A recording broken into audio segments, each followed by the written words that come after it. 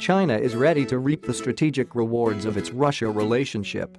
Moscow has transferred more than 500 aircraft, large military transports, early warning aircraft, refueling aircraft, attack jets, and fighter interceptors to Beijing since 1990. By Lyle J. Goldstein. Chinese air power these days is something to behold. In the course of just about 30 years, Beijing's aerial inventory has gone from quite obsolete to cutting edge. It's worth noting, moreover, that Chinese air power is but one tool that Beijing can wield in the skies. If its massive missile forces perform as expected, destroying adversary runways, then there will be few enemy aircraft getting into the air to contest the supremacy of China's fighters and bombers, or at least very few of them will be able to gain access to much of the Western Pacific. The Russia-China military cooperation has already fundamentally altered the balance in the Asia-Pacific region more than once.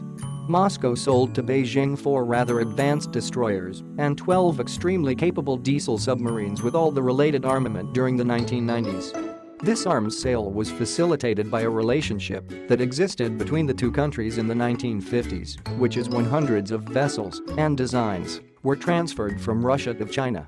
The same process has transformed Chinese air power, perhaps even more so. Russia has transferred more than 500 aircraft to China since 1990. These included large military transports, early warning aircraft, refueling aircraft, attack jets and fighter interceptors. Notably, that list does not include heavy bombers. But in that case, it should not be forgotten that China's current frontline H-6 and newly refurbished models K and N is derivative of the 1950s-era Tu-16 of the Soviet Air Force. Anyone who has any doubt that Soviet aircraft played a giant role in the development of modern Chinese air power should visit the fully refurbished Beijing Military Museum. Even as China proudly turns to its own indigenously designed fighter, the J-20, it's worth briefly reviewing the massive legacy of Russian aviation technology for the Middle Kingdom. According to one recent rendering internships degrees A-09 in edition number 16 of 2018 regarding that history, the very first 2 modern Russian fighters, Su-27UBK, arrived in China on May 30, 1992. These aircraft became the prelude to the era of heavyweight fighters for the Chinese Air Force. The capabilities of these aircraft far outstripped the PLAF's then inventory of J-6 and J-7 lightweight fighters. That was especially true in terms of range and weaponry. Imported fighter aircraft from Russia during the next 2 decades, including the Su-27 and Su-30, directly propelled the building and refinement of the Chinese Air Force's combat system. The flanker era was truly inaugurated in Chinese military aviation with the delivery of the second batch of 24 Su-27s in December 1996, according to this Chinese survey. It was at this time that Chinese aerospace engineers undertook to produce their own flanker, the J-11, under a production licensing agreement with Moscow. Still, that new Chinese indigenous Su-27 would have imported Russian radar, engine, and also weapons. Yet, after producing about 100 such aircraft, the Chinese complained that the backward radar and avionics equipment definitely could not meet the future requirements of the Chinese Air Force. The author admits that some tension resulted as Russian contractors wanted to maintain control of the program in China. Yet, Beijing pressed ahead with its own upgraded flanker design, the J-11B, which entered serial production in 2007.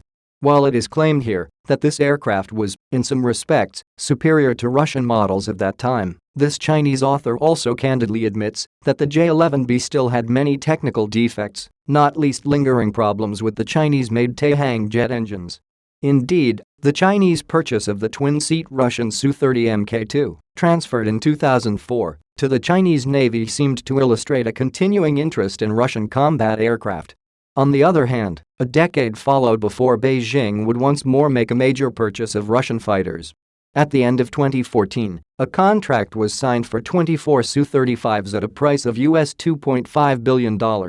According to this Chinese analysis, Beijing assessed that the J-11 and J-10 aircraft were simply insufficient, and both the PLA Navy and Air Force concluded that the speed of military transformation was too slow. Chinese strategists particularly liked the impressive combat radius of the Russian fighters, which boast the longest legs in the Chinese inventory.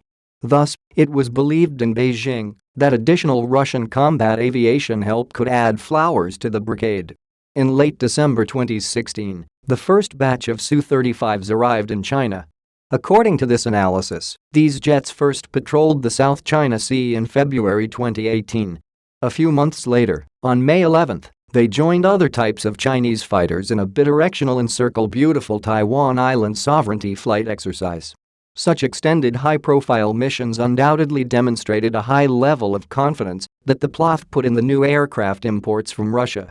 Still, the latest round of imported Russian aircraft seems to have got some Chinese strategists hot under the collar.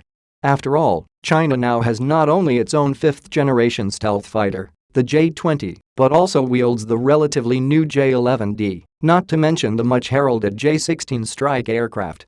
One rather skeptical appraisal appeared in the Chinese defense magazine Ordnance Science and Technology, edition number 19 of 2018. There, the author bemoaned China's continuing willingness to eat Soviet-era retreads and viewed the recent purchase as a simple friendly advertisement for Russian weaponry. Yet, that piece concedes the electronic suite is much improved, while the other assessment praised the Su-35's enhanced metallurgy enabling even greater maneuverability, as well as higher reliability approaching Western standards. Unquestionably, China and Russia stand at an interesting inflection point with respect to their military-industrial relationship. For decades, the flow of expertise and equipment generally went in one direction. Can a more equitable arrangement be found?